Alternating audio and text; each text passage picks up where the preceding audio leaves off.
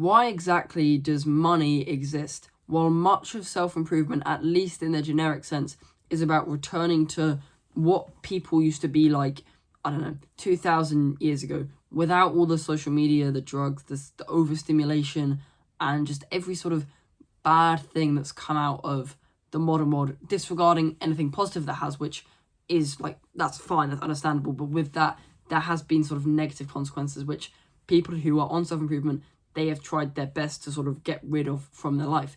People who are on self-improvement, at least me personally, it's just a night, we just like to relax because, at least for me personally, it's a nice thing to do in a sense. But there is one thing that modern self-improvement just cannot get rid of, and it cannot sort of return to instinctual man to sort of get its like bar and marker as to what it should potentially act like, and that is making money and financial stability.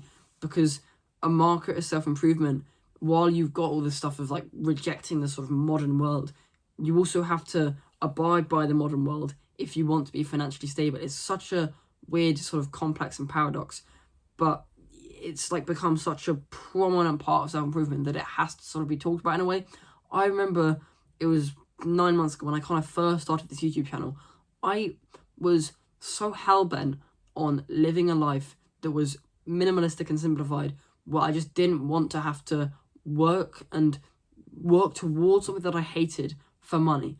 That was just such an awful like thing, that I did not want to have to work for money by doing something that I hated, and it was as simple as that. That was just off the cards. And I was doing all this research about just wanting to just live in nature and just not have to rely on money, be financially stable, but in the sense that you don't actually have to rely on the monetary system to actually be able to obtain the necessary sort of things. You think of the way that people used to act 2,000 years ago. They didn't pay money for food. They didn't like hop in their car and go to the supermarket to get their like roast lamb or whatever. They would have hunted some kind of animal to get their meat, and that would be their sustenance. They'd gather around vegetables and do all that stuff. That was their supermarket. The earth was their supermarket, not like the kind of things that we have today. Not that the stuff that we have today is a bad thing. It's very economical and it's very efficient, but for the individual, working towards the basic necessities is quite a fulfilling thing. But when you have to work for money to obtain that, it sort of takes away part of the thing. It's like you lose a bit of yourself in a weird sort of way. Like having to hunt every day, and the things that you're doing, you're not working for money, you're working for like your basic necessities and your sustenance. You're not working for money that you can maybe spend on luxuries if you get a pay rise or something like that. It just seems it's just a very fulfilling thing because you do have a lot of control. And money existing, when you look at the way the world has progressed, it's almost like an inevitable thing. Currency is almost inevitable. You can't get rid of it.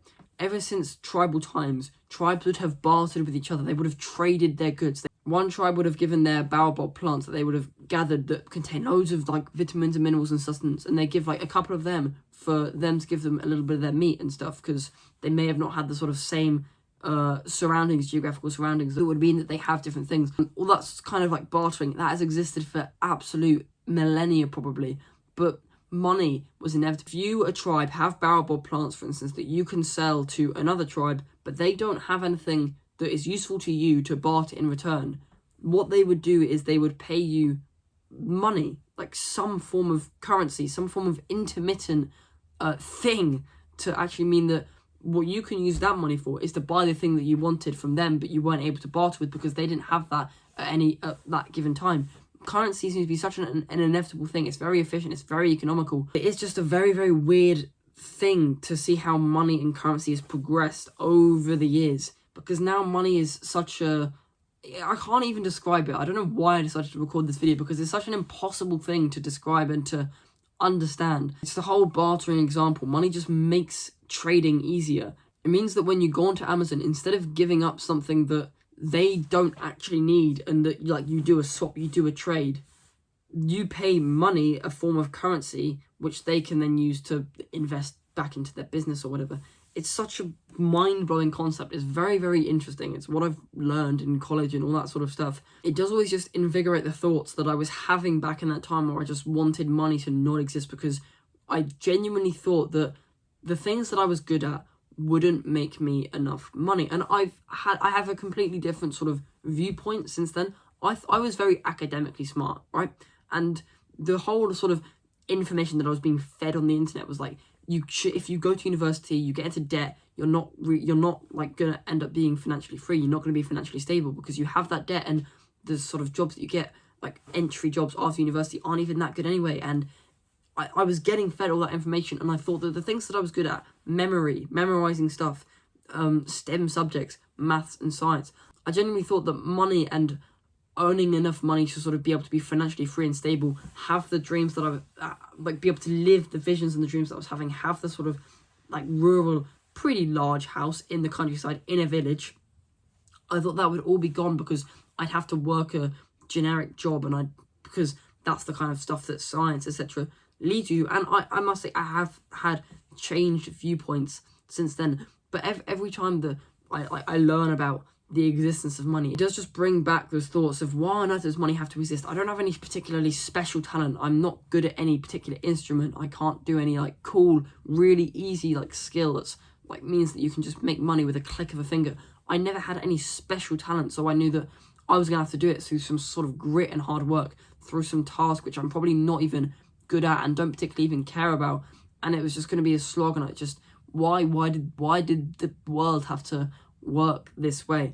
It's just an annoying sort of epiphany to have. But as I say, I've changed viewpoints since then. I've realised that my strengths lie in the sciences and the maths, and there are definitely ways to make a good career and become financially stable and financially free out of those like industries, especially science. Math is just quite a nice way to invigorate the brain, I'm not going to lie. But science especially, I think, is going to have a massive blow up in its popularity in the next couple of years or so. Not necessarily in its popularity in schools, like more people are going to be taking it as subjects and stuff like that, but in a market industry, in a wider world sense, it's going to be very, very popular. It's always been very necessary in the background within medicine, within pharmaceuticals and stuff. But I think with day-to-day life and products, not just when you go to the hospital, not just when you go to pick up your pills from the pharmacy, I think science is going to have a massive impact in day-to-day life and the education that comes from people potentially like me, and maybe you, if that is something you're interested in as well, that means that the world can develop and grow and become a better place. Yeah, I've always just wondered why money had to exist, because I would love to just not have to rely on a system that is being a bit corrupted in a sense.